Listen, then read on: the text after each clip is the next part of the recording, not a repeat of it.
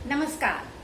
दादी नानी की कहानियों में एक बार फिर आपका स्वागत है। मित्रों, कतिपय कारण से मैं पिछली बार नहीं आ सकी, फिर आई हूँ एक नई कहानी लेके। इस कहानी का शीर्षक है भूतहा पहाड़ी। एक गांव था।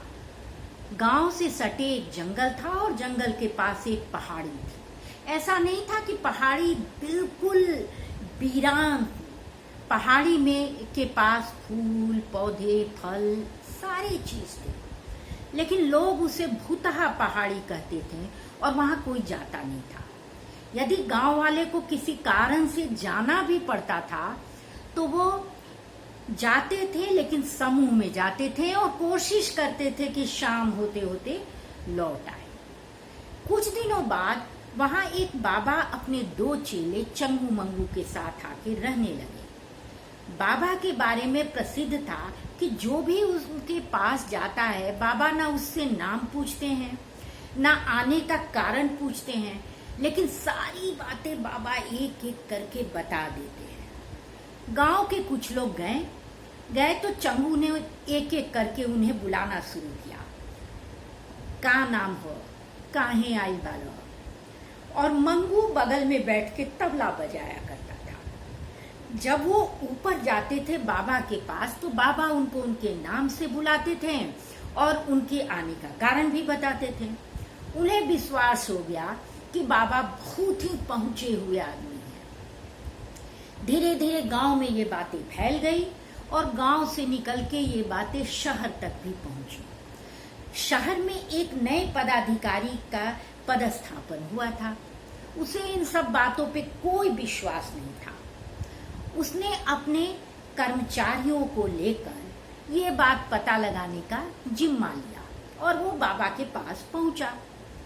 उसके 1-2 कर्मचारी बाबा से मिलने के लिए पहले गए और प्रक्रिया वही हुई। चंगू ने नाम और कारण पूछा और मंगू ने तबला बजाया और बाबा के पास पहुंचने पे बाबा ने वही किया, नाम काम सब बता दिया। उसने भी आके कहा कि भाई ये सारी बातें सच है, बाबा तो बहुत पहुंचे हुए आदमी हैं। लेकिन फिर भी उस अफसर को, उस पदाधिकारी को विश्वास नहीं हुआ।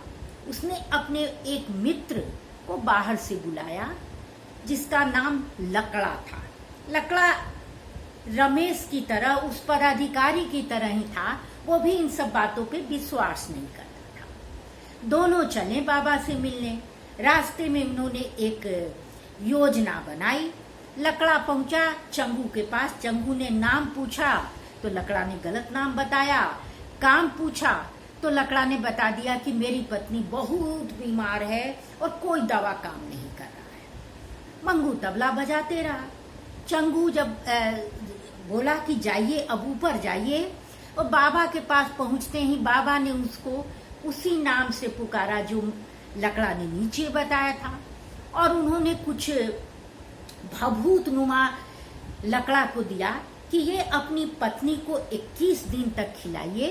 21 दिन के बाद यज्ञ करना होगा जिसमें कुछ खर्चा होगा।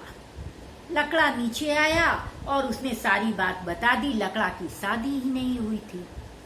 अब तो ये विश्वास हो गया कि बाबा पहुंचे नहीं है और इसमें चंगू मंगू का कोई हाथ नहीं। तो दोनों बाबा के पीछे लग गए, लेकिन इतने लोगों के बीच से बाबा को गिरफ्तार करके ले जाना बहुत कठिन था। उसके लिए आवश्यक था कि कुछ साक्ष्य जुटाया जाए, कुछ लोगों को जुटाया जाए, और ये काम इन लोग धीरे धीरे करना शुरू कर दिए। बाद में पता चला कि चंगू जो भी बोलता था, मंगू उसे तबला के माध्यम से बाबा को बताया करता था। और यही कारण था कि बाबा सबों का नाम पता वही बताते थे जो चंगू बताया करता था। बाबा गिरफ्तार हो गए, बाबा जेल चले गए। उस कालखंड में उस बाबा की कहानी तो खत्म हो गई, लेकिन ऐसे बाबाओं की कहानी किसी कालखंड का मोहताज नहीं है। हर कालखंड में, हर समय में ऐसे बाबा हैं जो भोले भाले लोगों के भोलेपन का लाभ उठाते हैं। लोग अपनी परेशानी में ऐसे बाबा को खोजते हैं और सोचते हैं कि उनकी परेशानी दूर हो जाएगी। ये नहीं सोचते कि जो परेशानी आई है उसका कैसे सामना करना है, खुद को कैसे तैयार करना है। इसको सोचने के बाद ऐसे बाबा के पास जाते सुख चैन की आस में और सुख चैन गंवा के चले जाते हैं।